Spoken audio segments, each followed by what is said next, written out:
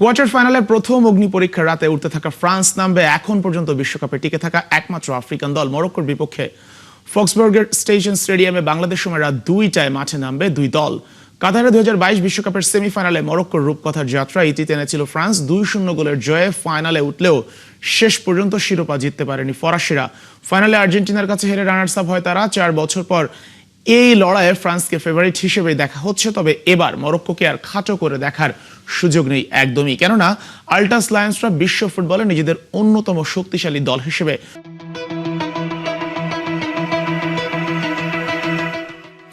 প্রতিষ্ঠিত করেছে ইতিমধ্যেই। তারকা ঠাসা ফ্রান্সের শক্তিশালী আক্রমণ ভাগে আটকে দেওয়ার ব্যাপারে মরক্কো যথেষ্ট আত্মবিশ্বাসী। বিশেষ করে প্যারাগুয়ে যেভাবে ফরাসিদের আক্রমণকে কার্যত রুখে দিয়েছিল, সেটিকেই মরক্কো নিজেদের অনুপ্রেরণা হিসেবে দেখছেন।